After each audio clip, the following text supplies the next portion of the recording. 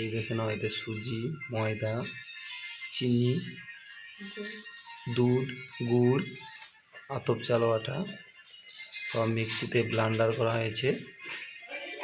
তারপরে এই যে তৈরি করা চলছে, তেলে ভাসা যাকে বলা হয়।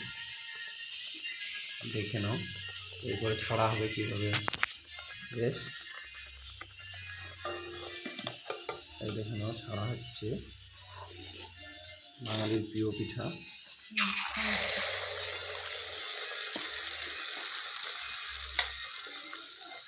দেখে নাও,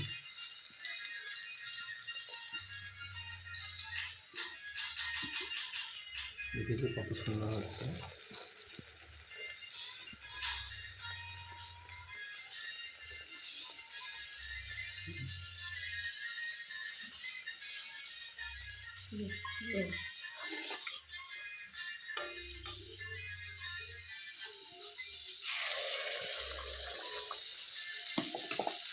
খেতে খুব সুস্বাদু লাগে।